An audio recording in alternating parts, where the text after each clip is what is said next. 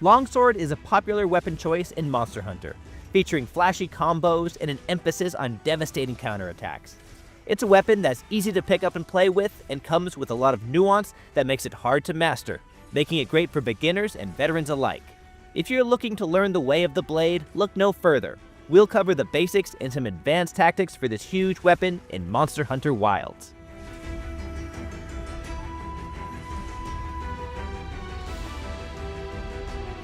The longsword at its core is a weapon that has two phases to its gameplay, a building phase and a spending phase. You'll be spending around half of the time building up the spirit gauge, a small bar that sits below your sharpness and health gauges. The rest of the time you will be focused on dishing out as much damage as you can in a small window. The spirit gauge has 4 levels, represented by the outline of this sword-shaped gauge. Starting from uncharged, you progress through white, yellow, and red level. Each increase in level increases your weapon's attack power, with the final red level also augmenting the moveset of the weapon.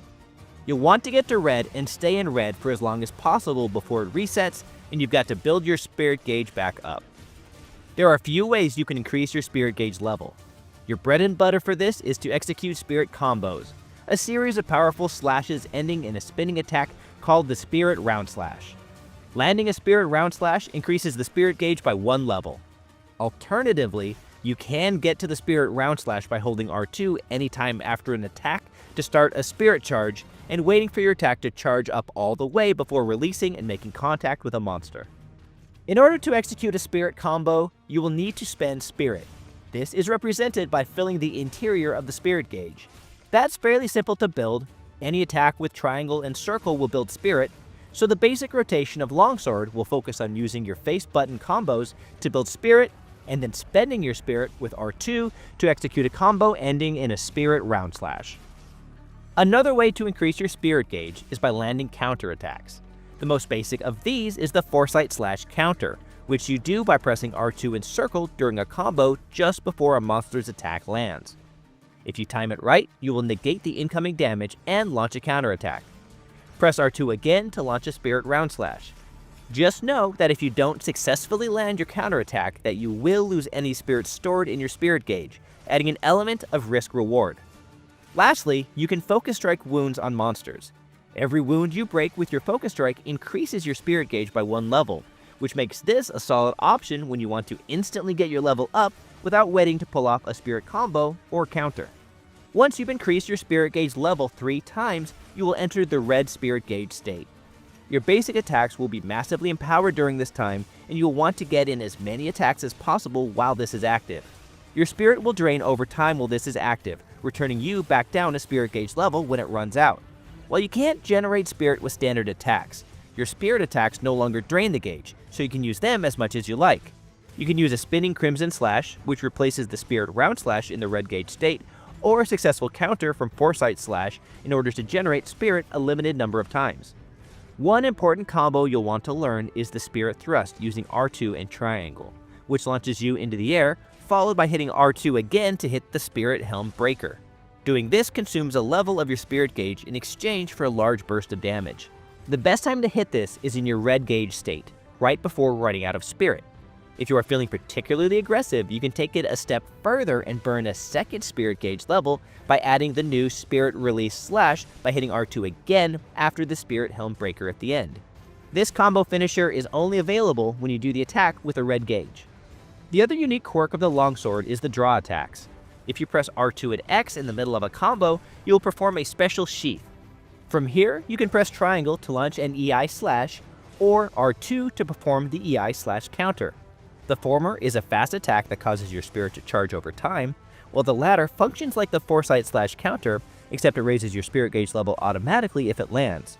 It also flows straight into the third hit of the spirit combo, which, in turn, sets you up to hit another Spirit Round Slash and gain another spirit gauge level.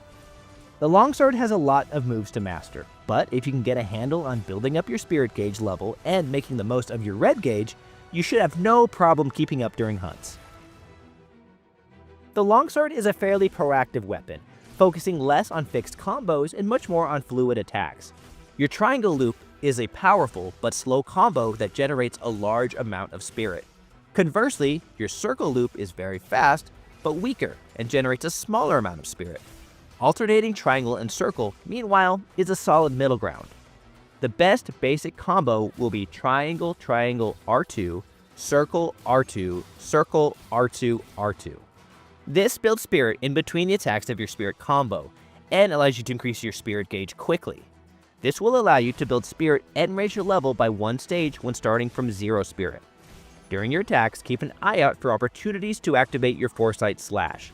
The damage negation is key for survivability, and the instant boost to your spirit gauge is much faster than any blade combo at getting you to the red gauge state.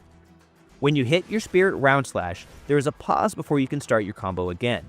However, if you immediately go into special sheath after the round slash hits, you can follow it up with triangle, R2, circle, R2, R2.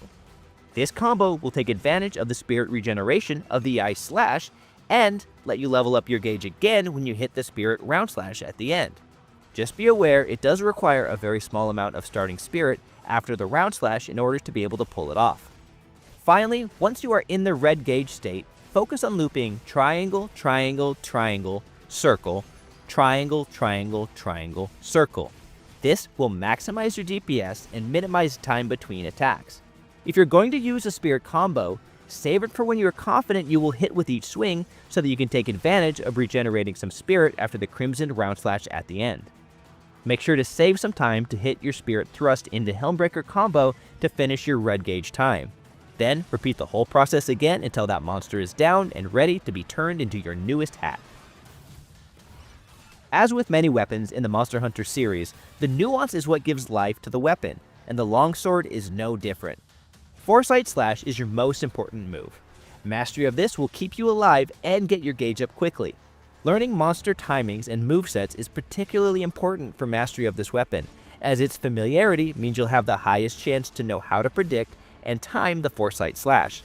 Similarly, you'll want to focus on using Foresight Slash against monster roars and enrages as often as possible, as it's essentially free damage and spirit where the monster will otherwise not be doing anything else. It can be a good tactic to focus on the quicker circle attacks over the stronger but slower triangle attacks, since it gives you more opportunity to respond to monsters where you might otherwise take a hit or miss your window for a Foresight Slash. Similar to Foresight Slash, mastery of your special sheath is also core to your gameplay, even if it's not quite as strong as it was in previous Monster Hunter entries. Special sheath lets you cancel the recovery after spirit round slash and maintain continued offense, while the spirit generation from the EI slash and the fast counter from the EI spirit slash are important for ensuring maximum spirit gauge gain. As tempting as it may be to focus strike wounds as soon as you see them, it's typically better to leave them be for a while. This lets you take advantage of the bonus damage they create, and you can time focus striking them for when you need to boost your spirit gauge level, like right after you drop out of your red gauge mode. Finally, and this is a universal tip for adapting to wilds, be sure to be in the focus state as often as possible. This hands complete camera control over to your hunter, meaning repositioning is now much less of a factor when fighting large monsters, as you'll be able to essentially spin and pivot to always face monsters while fighting under them. This means that you'll no longer miss spirit round slashes because the monster moves slightly away. It might be worth switching focus mode to a toggle so that you can simply activate it without having to hold the button down, but that's a matter of personal preference. See what feels right for you. Outside of the weapon itself, how you equip your hunter can have a big impact on how effective your longsword build is. In general, anything that helps you reach and maintain a high spirit gauge is worth considering. Two of the best weapon skills for the longsword are Focus, which increases the fill rate of your spirit gauge, and Power Prolonger, which lets you maintain your high-powered state for longer. Flare makes it easier to create wounds, and since destroying wounds gives you a full bar of spirit gauge, can be another handy option to increase your max spirit uptime. Skills that are tailored to drawing or sheathing your weapon affect your EI and spirit slash moves, giving them some potentially big boosts. Critical draw and punishing draw are the best ones to pay attention to. The former can give a massive increase to affinity using your drawing attacks, while the latter boosts the attack power of draw attacks while adding a stun effect that accumulates and can eventually topple a monster, leaving it vulnerable for several seconds. For armor sets, you really can't go wrong with the Guardian Arc Belt set. It's available in both low and high rank versions, comes standard equipped with a few levels of flare, and has a very strong set bonus called Guardian Arcveld's Vitality. This grants you healing every time you destroy a wound, which, as a longsword wielder, should be pretty frequent. Solid alternate options include the Ardian set, which combines the maximum level of Flare with earplugs and tremor resistance, the Rathalos set for more invincibility frames while you dodge and a chance to proc fire damage after each attack, and the Guardian Ebony Odogaron set, which grants you a large stat boost after repeated attacks due to its enhanced burst skill. You can also mix and match these to get the exact set of bonus skills that you like best. Okay, that was a lot. But mastery of one of Monster Hunter's most iconic weapons is worth the effort. Follow these tips and you will be one with the blade in no time. For other great options to take on fearsome monsters, be sure to check out our guide to help you figure out which weapon you should choose. You can find that and more in our expansive Monster Hunter Wilds wiki. And for everything else,